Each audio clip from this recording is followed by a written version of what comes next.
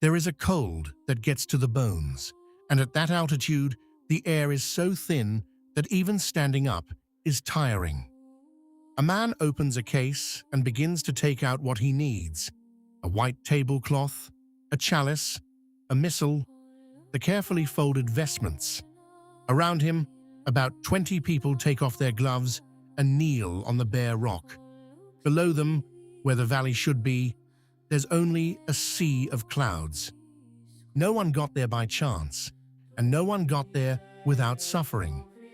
They walked for days with just the essentials in their backpacks, and every morning they started their day exactly like that.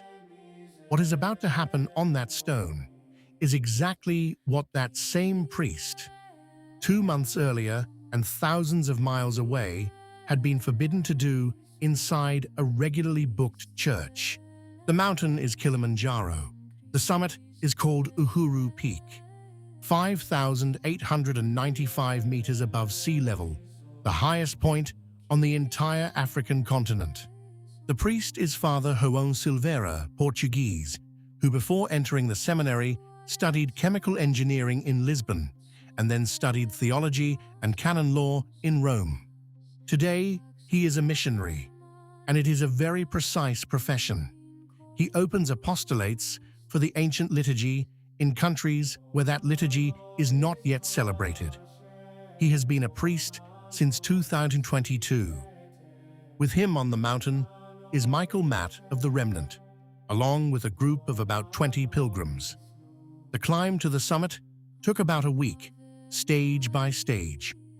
It was never presented as a mountaineering undertaking, and that changes everything.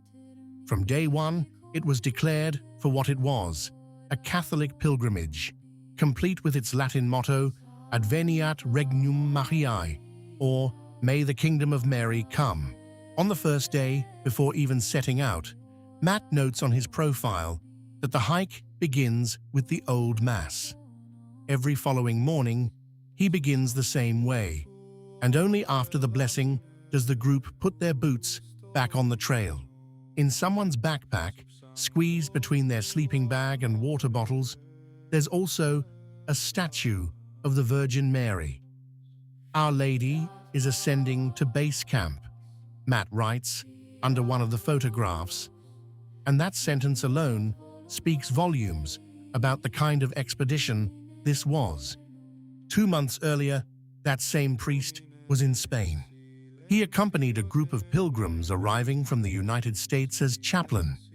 Those pilgrims regularly attend Mass in the ancient rite and had expressly asked to be accompanied by a priest who would celebrate it for them. The chapel was booked. Everything had been arranged in advance, as is always the case for any organized pilgrimage from far away. Then came the news. The Mass required the bishop's authorization, and Silveira went in person to the Episcopal Curia to request it. The answer comes to him through the Vicar General and leaves no room for interpretation. That Mass is prohibited in this diocese. The Bishop of Avila is Jesus Rico Garcia, appointed by Francis in 2023. And Avila is no ordinary city. It is the city of Saint Teresa, one of the most famous pilgrimage destinations in all of Spain.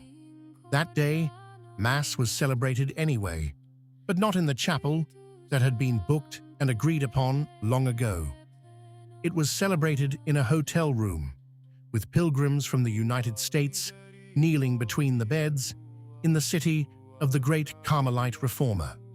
Nor is it an isolated case, and this is what makes the matter all the more serious. A few weeks earlier, Rorate Cayley had documented the exact same treatment meted out in Italy to a pilgrimage of the Fraternity of St. Peter, who were turned away at several shrines. The group up there is not just making a symbolic gesture. There's a concrete purpose behind that climb, and it involves kids who have never been up that mountain. The pilgrims are raising money for the Catholic mission in Tanzania, and in particular for a specific organization that has a name and address. It is a house of studies dedicated to Saint Benedict, and is where some young Tanzanians are trained for the priesthood. Today, it is still incomplete. We need dormitories, we need classrooms, and we need a chapel. These are precisely the things that are missing, and that's why about 20 people are climbing on foot to 6,000 meters. A previous initiative on the same mountain, according to the organizers, had already raised over $100,000 for that project. This isn't the first time that mountain has been climbed for this reason. This means that the climb doesn't end at the summit. And this is the part of the story that photographs don't tell. It ends in a classroom that doesn't yet exist, where in a few years, a Tanzanian boy will study Latin, moral theology, and canon law. Matt also recounts a detail that no one in the group had expected to have to write down.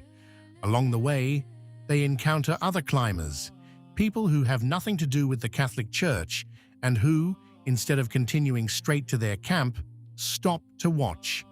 None of the group had considered that a liturgy in Latin, celebrated by a priest in vestments on a stone slab, could exert any attraction on people who were climbing that mountain for entirely different reasons and without the slightest religious interest. On the eve of the final stage, Matt asks his readers for prayers with a terse, three-word sentence: "We're going to the summit tomorrow." On August 9th, Gloria.tv reports that Mass is celebrated on the summit, the highest point on the entire African continent, before a makeshift altar.